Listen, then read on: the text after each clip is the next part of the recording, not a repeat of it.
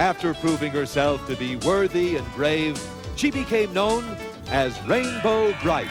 In the mid-1980s, one character burst onto the scene in a splash of color, ready to make the world a brighter place. Rainbow Brite, with her magical color belt and trusty horse Starlight, was an instant sensation. She was created by Hallmark to jump into the lucrative world of character licensing, and for a while it seemed like she was unstoppable. The toys flew off the shelves, and her adventures captivated millions. But if she was so popular, then why did her TV series only last 13 episodes? How did this vibrant empire fade so quickly, while her friendly rival, Strawberry Shortcake, managed to endure? Let's get into the rise and fall of Rainbow Brite and figure out why her rainbow-colored reign couldn't last. Now, to understand the Rainbow Brite explosion, you have to get the lay of the land in the early 1980s.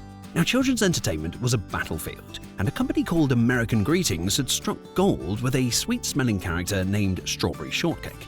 After debuting on greeting cards, Strawberry Shortcake blossomed into a full-blown phenomenon by 1980, complete with a popular doll line and a series of beloved TV specials. Strawberry shortcake, huckleberry pie, apple dumpling, and blueberry muffin, sold separately from Kenner. She was the undisputed queen of cute, and her berry-themed world was a retail powerhouse. Now, watching from the sidelines was American Greetings' biggest rival, Hallmark Cards. And seeing the massive profits coming from licensed characters, Hallmark decided it wanted a piece of that pie. So, a task force was put together to create a new hero for a new decade. And their answer was to go in a completely different direction.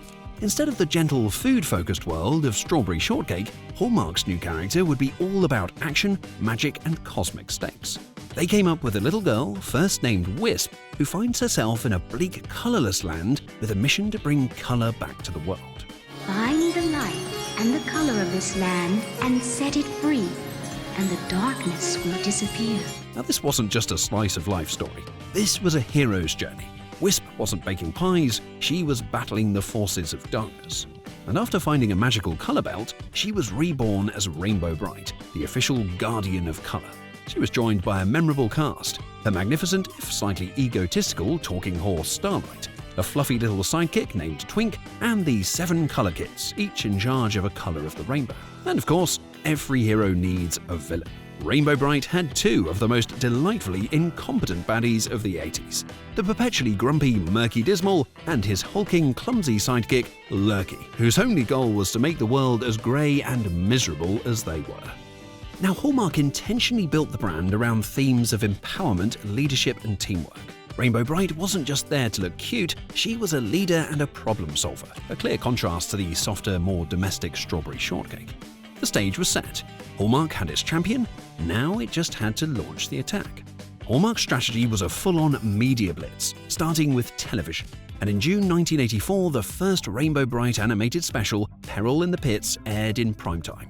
Over the next 2 years, more specials and episodes followed, but the entire run totaled just 13 episodes. I'm Rainbow Brite, and this is Twink, and Starlight, the magnificent horse. It was a surprisingly short series, especially when you consider Strawberry Shortcake had been releasing holiday specials for years. But what the show lacked in episodes, it made up for with sheer impact.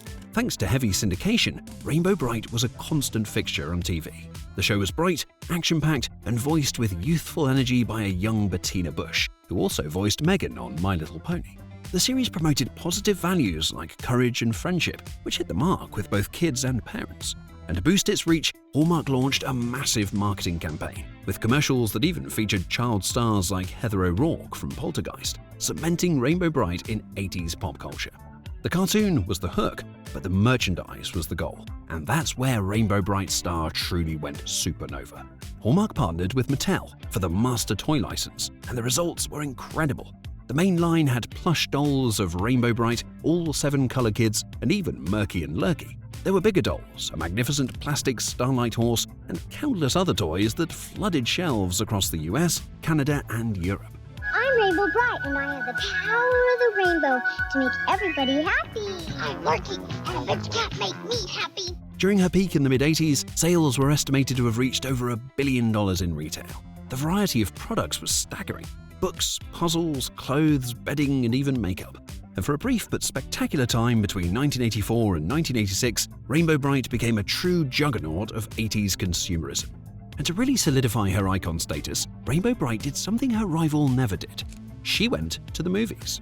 In November 1985, Warner Brothers released Rainbow Brite and the Star Stealer.